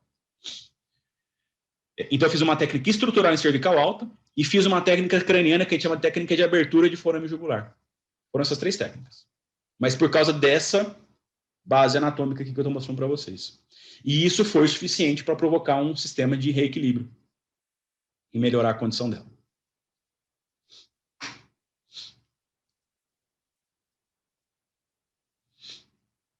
A Alessandra fala assim, né? Para chegar num diagnóstico desse. Não acontece na primeira aula. Não acontece. Isso aqui precisa de tempo, precisa de estudo, precisa de dedicação, precisa de trabalhar, né? A gente tem que trabalhar para conseguir ter conhecimento, ter base, para conseguir fazer bons diagnósticos. Precisa calibrar a mão. Então, para conseguir colocar a mão lá e fazer um diagnóstico de umas tensões mais profundas, precisa calibrar a mão. Mas, assim, eu tenho uma série de ex-alunos para me provar que isso se aprende. E a gente tem ex-alunos fantásticos, fantásticos. Caras que hoje estão muito bem com resultados clínicos incríveis mesmo. Então, são esses meus alunos que me garantem que isso é algo possível de se aprender. E eu também, né? Eu também aprendi da mesma forma.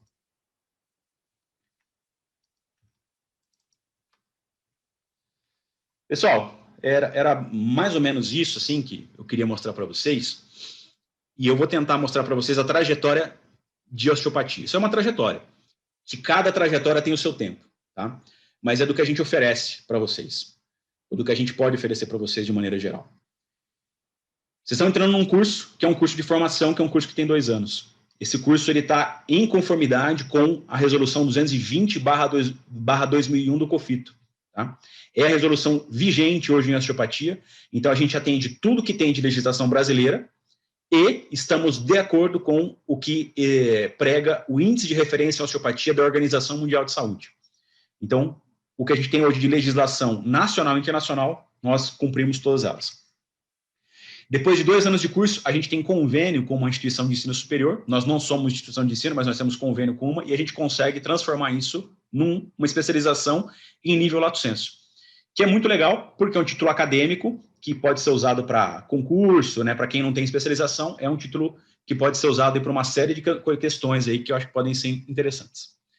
Terminado isso aqui, a gente oferece uma complementação do curso que a gente chama de certificação em osteopatia. São mais 9 disciplinas. O que essas 9 disciplinas? A gente vai trabalhar de maneira mais específica a osteopatia. Como assim, Bruno? A gente vai manipular não mais só o músculo, a articulação, a víscera. A gente, por exemplo, manipula o nervo craniano. A gente manipula as regiões dos nervos onde eles são mais superficiais. A gente aprende a parte pediátrica. A gente aprende técnicas emocionais mais profundas. A gente aprende a avaliar sistemas muito mais complexos. A gente trabalha nariz, língua, ouvido, boca. Então, a gente passa a trabalhar não só com o paciente que tem dor no pescoço. Às vezes, tem paciente na clínica que tem otite, tem dor de garganta. E aí, a gente começa a trabalhar em sistemas, digamos, mais complexos. Terminado o CO, todos os alunos vão ter todos os pré-requisitos para fazer a prova do COFITO, para quem quiser ter o título de especialidade pelo COFITO. Quem não quiser, opção. E a gente hoje tem uma outra certificação opcional, que é o que a gente chama de Diplomação Internacional de Osteopatia, que é o DO. O DO hoje a gente faz em parceria com uma escola da França, é o professor Eric Robson e o professor Jorge Domingos. O professor Eric Robson, ele é osteopata, foi osteopata do Bayern de Munique por 7 anos, hoje ele é osteopata do Circuito Mundial de Surf, é um cara fantástico, incrível, um cara bom, absurdamente bom no que ele faz, absurdamente bom no que ele faz. Então esses caras vêm para cá dar aula, e a gente faz 14 dias de aula, 7 dias, depois mais 7 dias, e aí uma prova, aprovado nessa prova. A prova praticamente é esse livro aqui, que a gente traduziu para o português no começo desse ano. É o livro de Osteopatia no Esporte de Alto Nível. E aí a gente tem uma outra certificação, que aí ela já não vem só pela Ebrafim, ela vem com os carimbos, os carimbos que regulamentam a osteopatia na França. Então a gente recebe o certificado com os carimbos específicos lá que garantem, inclusive, o exercício da osteopatia na França. E aí a gente está aqui, era para ter dado certo já isso, mas a pandemia freou a gente, faz mais ou menos um ano que a gente está em negociação, para criar uma outra certificação para quem quiser, que é uma certificação acadêmica europeia, que é pegar esse DO, porque esse DO que a gente está fazendo, ele é dado também em Portugal, para os alunos de lá, e vira um Master em Osteopatia, que é um título acadêmico europeu, validado pelo Crédito Educacional Europeu. Bruno, para que serve isso? Principalmente para quem quiser morar na Europa. E para quem quiser um título acadêmico internacional. Acadêmico. Não existe título acadêmico internacional no Brasil, em osteopatia. Não existe. Só esse. Tá? Não existe outra escola que faz isso. Aí quem quiser, faz mais um complemento de mais 5 dias de aula, mais uma prova, e aí pode pleitear um Master em Osteopatia, que é um título acadêmico internacional em osteopatia. Possibilidades. Vocês estão entrando no universo agora, isso pode ser feito em 1 ano, 2 anos, 10 anos, como for viável, possível, enfim, tudo isso aí. É para vocês entenderem a dimensão, né, do que a gente pode fazer de aprendizado e do que a gente pode crescer também em relação à parte dos títulos, né, relacionados a isso. Só para fechar essa parte aqui, ó, não sei se vocês já seguem a Ebrafim no Instagram. Quem não segue, a gente tem muita coisa legal que a gente publica aí toda semana, artigos, coisas que eu acho, casos clínicos, tem coisa bacana. Esse aqui é o meu Instagram pessoal. Então, quando vocês quiserem falar comigo, pode mandar aqui o direct, que é tranquilo para a gente bater um papo, tirar dúvida. Obrigado pela atenção de todos.